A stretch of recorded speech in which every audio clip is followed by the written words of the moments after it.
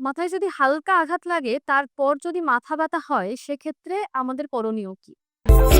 ঘুম পাওয়াটা আ একটু আ ভয়ের ব্যাপারই। তাকে জাগিয়ে রাখতে হবে, ঘুমোতে দেওয়া চলবে না, এরকম কোনো সায়েন্টিফিক জাস্টিফিকেশন নেই। তবে দেখতে হবে যে মাথায় আঘাতের পর কি তৎক্ষণাৎ সিটি স্ক্যান বা এমআরআই করা দরকার হয়? অনেক সময় আমরা শুনি মাথায় আঘাত লাগার পর অনেকের ঘুম পায়। সেক্ষেত্রে ঘুমাতে দেওয়া উচিত নয়, জাগিয়ে রাখতে হয়। এটা কি ভ্রান্ত ধারণা একেবারেই?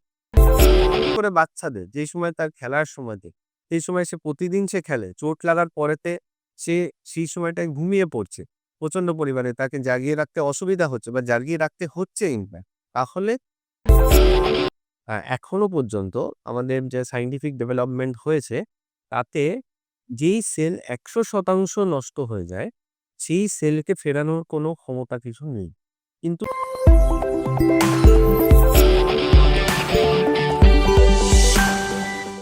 নমস্কার, গৌরী দেবী হসপিটালস থেকে আমি মৌপ্রিয়া এবং আমাদের সাথে আজ রয়েছেন MCH and DMD neurosurgeon doctor Soumyadipta Nandi.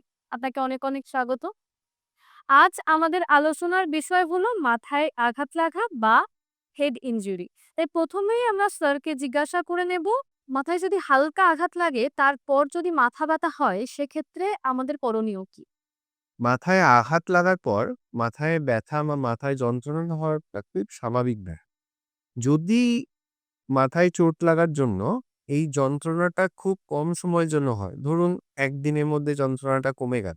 ১ দিন বা ম্যাক্সিমাম হলে ২ দিনের মধ্যে যন্ত্রণাটা কমে গেল, তাহলে চিন্তাভাবনা করার মতো কিছু নেই। এবং যদি যন্ত্রণাটা যদি খুব বেশি না হয়, অল্প যেই জায়গাতে চোট লেগেছে সেই জায়গাতেই শুধু যন্ত্রণা করছে।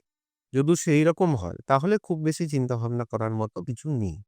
কিন্তু যদি দেখা যায় যে মাথায় চোট যেখানে লেগেছে কিন্তু পুরো মাথাটাই যন্ত্রণা করছে বা এই যন্ত্রণাটা ৩ থেকে ৪ দিন অবধি এক্সটেন্ড করছে, তাহলে কোনো একজন ডক্টরের পরামর্শ নেওয়াটা খুব জরুরি।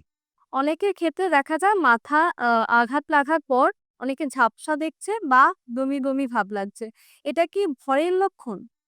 বিশেষত ঝাপসা দেখা, বমি ভাব লাগা বা বমি হওয়া বা ঝাপসা দেখা বা অজ্ঞান হয়ে যাওয়া, এগুলো বা কোনো সময়তে খিঁচুনি হওয়া, এই জিনিসগুলো অবশ্যই ইন্ডিকেট করে যে মাথার ভিতরে ব্রেনে কোনো একটু সমস্যা হয়েছে। সেটা হতে পারে যে অল্প আঘাত লেগেছে, হতে পারে একটু রক্ত জমেছে, আ বা হতে পারে অল্পই চোট আঘাত লেগেছে।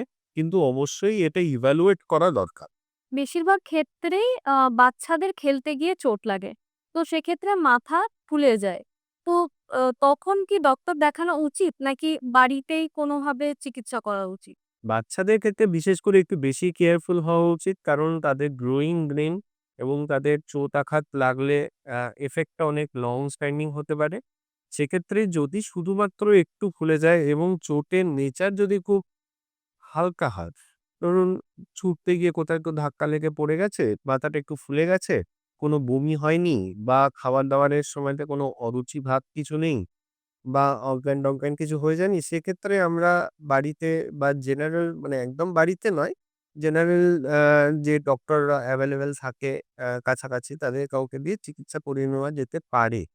কিন্তু যদি দেখা যায় যে মোড অফ ইনজুরিটা একটু সিভিয়ার, যেমন ধরুন খেলতে গিয়ে বল জোরে এসে মাথায় লেগেছে, খুব বেশি পরিমাণে ফুলে গেছে বা ফুলে যাওয়ার পরেতে ঝিমুনি ভাব আছে বা অজ্ঞান হয়ে গেছে বা বমি হয়েছে, তাহলে তো অবশ্যই কোনো নিউরোসার্জনের পরামর্শ নেওয়া উচিত।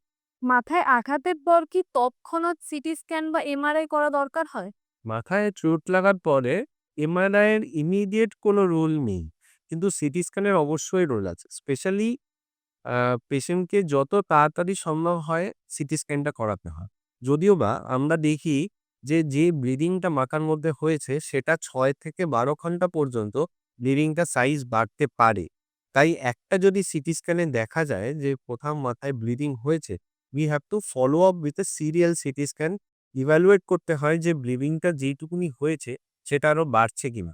তবে ইনিশিয়াল যে সিটি স্ক্যানটা সেটা কিন্তু as early as possible করা উচিত।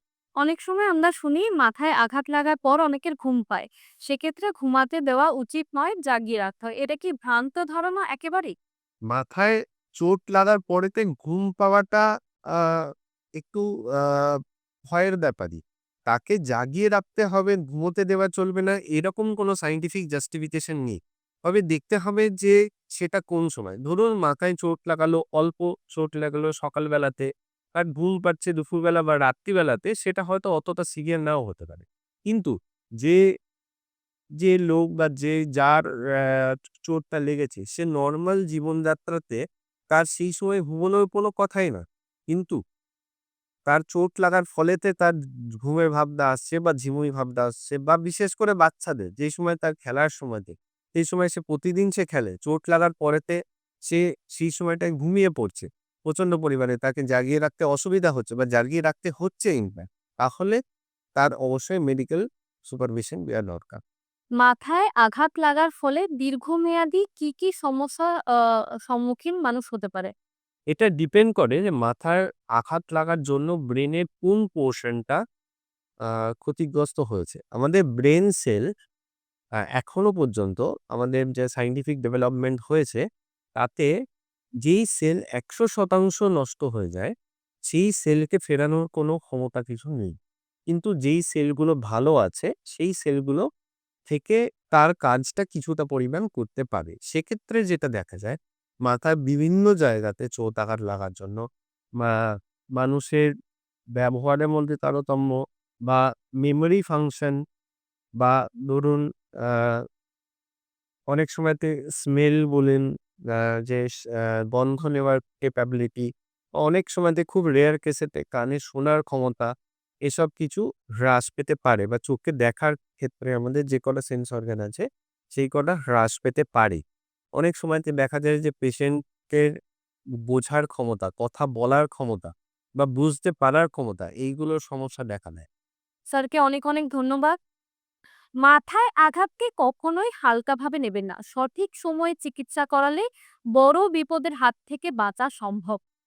এ বিষয়ে আপনাদের আরো তথ্য জানার থাকলে অবশ্যই কমেন্ট বক্সে কমেন্ট করুন, অথবা আমাদের হেল্পলাইন নাম্বার দেওয়া আছে সেখানেও যোগাযোগ করতে পারেন। সুস্থ থাকুন, সচেতন থাকুন। ধন্যবাদ।